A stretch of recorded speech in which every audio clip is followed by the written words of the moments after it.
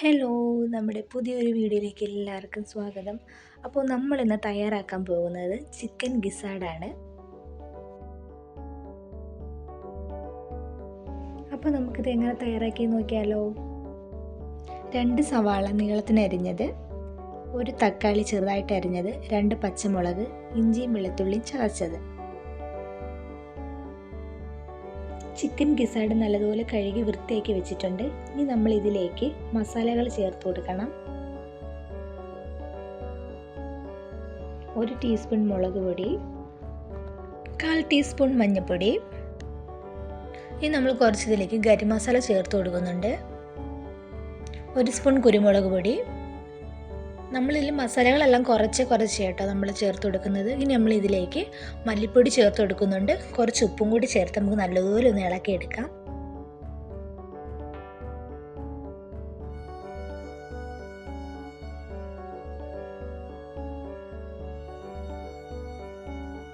ഇനി നമുക്കൊരു പാത്രം വെച്ച് കൊടുക്കാം. പാത്രം ഒന്ന് ചൂടായി വരുമ്പോൾ നമുക്ക് വെളിച്ചെണ്ണ ചേർത്ത് കൊടുക്കണം.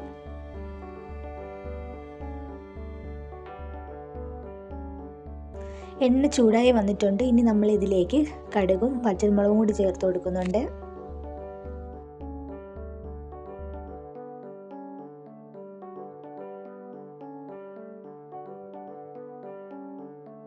ഇനി നമ്മൾ കറിവേപ്പില ചേർത്ത് കൊടുക്കാം.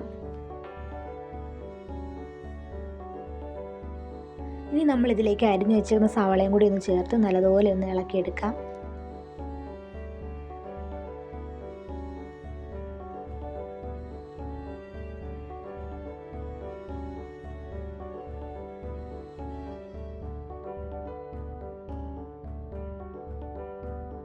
കുറച്ച് ഉപ്പും കൂടി ചേർത്ത് നമുക്ക് നല്ലതുപോലെ ഒന്ന് വഴറ്റിയെടുക്കണം.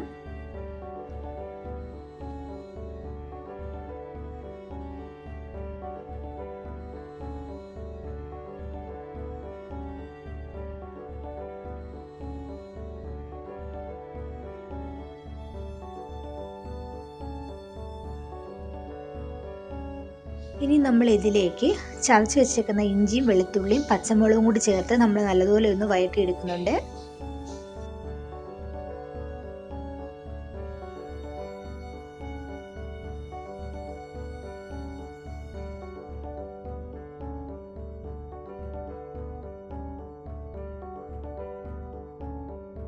അങ്ങനെ ഇനി നമ്മൾ ഇതിലേക്ക് പൊടികൾ ചേർത്ത് കൊടുക്കുന്നുണ്ട്.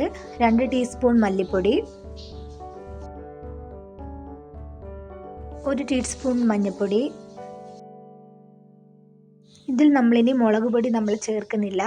ഇനി നമ്മൾ കുരുമുളക് പൊടിയാണ് ചേർത്ത് കൊടുക്കുന്നത്. ഞാൻ 2 ടീസ്പൂൺ ഇട്ടിട്ടുണ്ട്.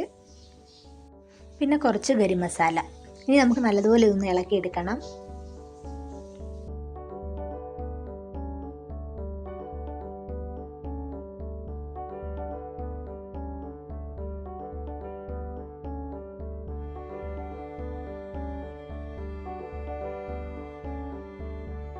ഇനി ഇതിലേക്ക് നമ്മൾ അരിഞ്ഞു വെച്ചേക്കുന്ന തക്കാളിയും കൂടി ചേർത്ത് കൊടുക്കുന്നുണ്ട്.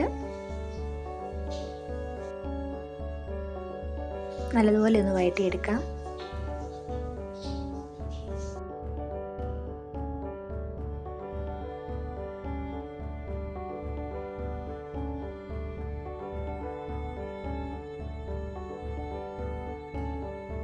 ഇനി നമുക്കിതിലേക്ക് മല്ലിയിലയും കൂടി ഒന്ന് ചേർത്ത് കൊടുക്കാം.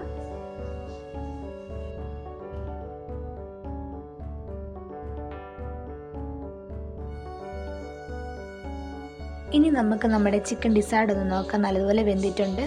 ഇനി അത് നമുക്ക് ഈ മസാലയിലോട്ട് ചേർത്ത് കൊടുക്കാം.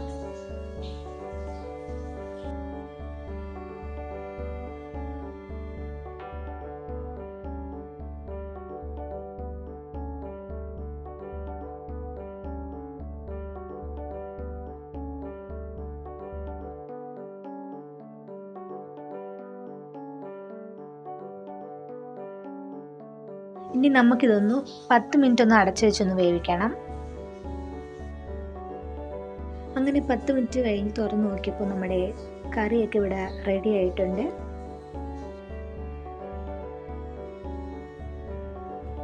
അപ്പോൾ ഇതെല്ലാവരും വീട്ടിലൊന്ന് ട്രൈ ചെയ്ത് നോക്കണം കേട്ടോ. ഇതുപോലെ തന്നെ ഒന്ന് ട്രൈ ചെയ്ത് നോക്കണം. അപ്പോൾ ഇത്രയേ ഉള്ളൂ നമ്മുടെ ഇന്നത്തെ വീഡിയോ. Okay, by.